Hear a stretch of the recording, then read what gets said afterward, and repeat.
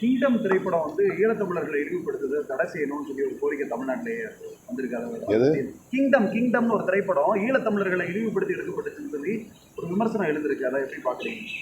அது தடை செய்யணும் தமிழ்நாட்டில் அப்படின்னு சொல்லிடுறாங்க. இந்த படத்தை பார்க்கல, என்ன படத்தில் என்ன கண்டென்ட் இருக்குது, என்ன சப்ஜெக்ட்னு தெரியல.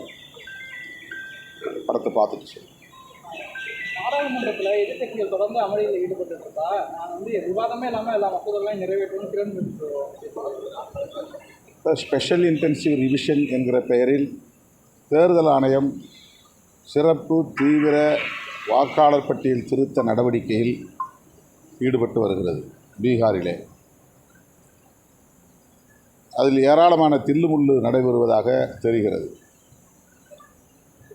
குறிப்பாக பாஜகவுக்கு எதிராக வாக்களிக்கக்கூடியவர்களை எல்லாம் வாக்காளர் பட்டியலிலிருந்து நீக்குவது, வெளிமாநிலங்களிலிருந்தும் பீகார் மாநிலத்தில் வாக்காளர்களாக பலரை சேர்த்து அவர்களை வாக்களிக்க செய்வது, ஏற்கனவே இப்படி கடந்த நாடாளுமன்ற தேர்தலிலும் இவர்கள் செய்திருக்கிறார்கள். அதற்கு தேர்தல் ஆணையம் துணை போகிறது என்கிற குற்றச்சாட்டுகளை காங்கிரஸ் உள்ளிட்ட அனைத்து எதிர்க்கட்சிகளும், குறிப்பாக இந்தியா கூட்டணியில் இடம்பெற்றுள்ள கட்சிகள் யாவும் வலியுறுத்தி வருகிறோம்.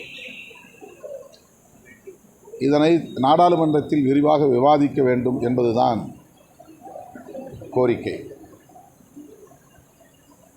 ஜூலை 21 தொடங்கிய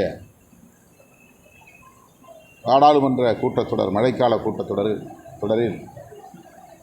தொடக்கத்திலிருந்தே இதை விவாதிக்க வேண்டும் என்று கோரிக்கை விடுத்தும் ஆளும் கட்சி அதை ஏற்க மறுக்கிறது. அந்த கோரிக்கையை வலியுறுத்தி தொடர் போராட்டங்களில் ஈடுபட்டு வருகிறோம்.